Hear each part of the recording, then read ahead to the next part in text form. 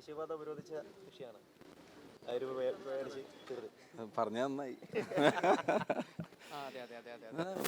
Youth Congress president ആയിരിക്കുമ്പോഴും അല്ലാത്തപ്പോഴും ഒക്കെ നിരവധി സമരങ്ങൾക്ക് നേതൃത്വം നൽകേണ്ടി വന്നിട്ടുണ്ട്, അതിൽ പങ്കാളിത്തം വഹിക്കേണ്ടി വന്നിട്ടുണ്ട്.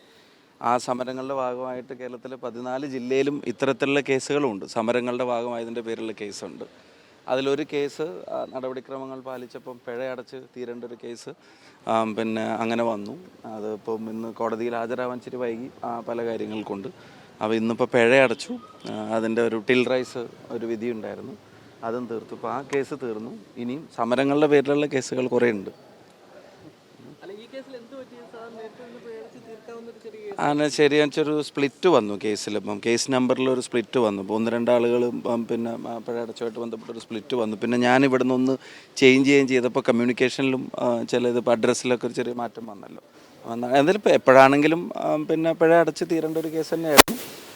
കുറേ കേസുകൾ ഉണ്ടായിട്ടുണ്ട് സമരങ്ങളുടെ. ഇതിപ്പോൾ രാഹുൽ ഗാന്ധിയുമായി ബന്ധപ്പെട്ട് അദ്ദേഹത്തിൻ്റെ ഓഫീസുമായിട്ട് ബന്ധപ്പെട്ട ഒരു കേസിൽ ഇൻസ്റ്റൻ്റായിട്ട് നടന്ന ഒരു സ്പോണ്ടേനിയസ് ആയിട്ട് നടന്ന ഒരു സമരമാണ്. അതിൻ്റെ ഭാഗമായിട്ടുണ്ടായ ഒരു കേസാണ്. ഇപ്പോൾ ഈ അമൃത് ഭാരത് ട്രെയിനിൻ്റെ വിഷയം മലബാറിൻ്റെ വലിയൊരു നിരാശയുണ്ട് ആ കാര്യത്തിൽ. സ്റ്റോപ്പുകൾ അനുവദിക്കുന്നതിലും പ്രത്യേകിച്ച് വടകരയാണെങ്കിലും പ്രധാനപ്പെട്ട സ്റ്റേഷനിൽ ആളുകൾ കൂടുതൽ ആശ്രയിക്കുന്ന സ്റ്റേഷനിലൊന്നും സ്റ്റോപ്പില്ല എന്നുള്ളതാണ്. അപ്പോൾ അത് ശ്രദ്ധപ്പെട്ടിട്ടുണ്ട്. കോൺസ്റ്റിറ്റ്യുവൻസിയിൽ ഇപ്പം വടകര കോൺസ്റ്റിറ്റ്യുവൻസിയിൽ കൊയിലാണ്ടി, വടകര, മാഹി, തലശ്ശേരി 4 പ്രധാനപ്പെട്ട സ്റ്റേഷൻ. അതിൽ തലശ്ശേരിക്ക് മാത്രമാണ് ഇപ്പോൾ സ്റ്റോപ്പ് അനുവദിച്ച് കിട്ടിയിട്ടുള്ളത്.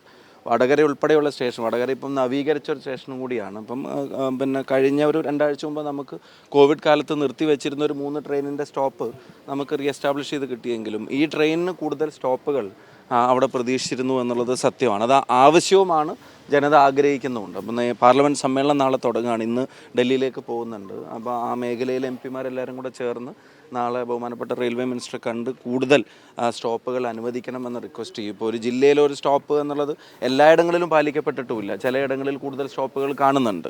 അപ്പോൾ അതേ മാനദണ്ഡങ്ങളും സ്റ്റേഷൻ്റെ ഇൻകവും വരുമാനമൊക്കെ വെച്ച് നോക്കുമ്പോൾ പരിഗണിക്കുമ്പോൾ പോലും കിട്ടേണ്ടതുള്ള അർഹതയുള്ള വടകര ഉൾപ്പെടെയുള്ള സ്റ്റേഷൻസ് ഉണ്ട്. അപ്പോൾ അതിന് എത്രയും പെട്ടെന്ന് അവിടെ സ്റ്റോപ്പ് ലഭ്യമാക്കണമെന്ന് ബഹുമാനപ്പെട്ട റെയിൽവേ മിനിസ്റ്ററെ നേരിട്ട് കണ്ട് അടുത്ത ദിവസങ്ങളിൽ അറിയിക്കാനും പിന്നെ ഒരു ആപ്ലിക്കേഷൻ കൊടുക്കാനും ശ്രമിക്കും. ഞാൻ ഇന്ന് ഇവിടെ ആയതുകൊണ്ട് എനിക്ക് പങ്കെടുക്കാൻ പറ്റിയില്ല.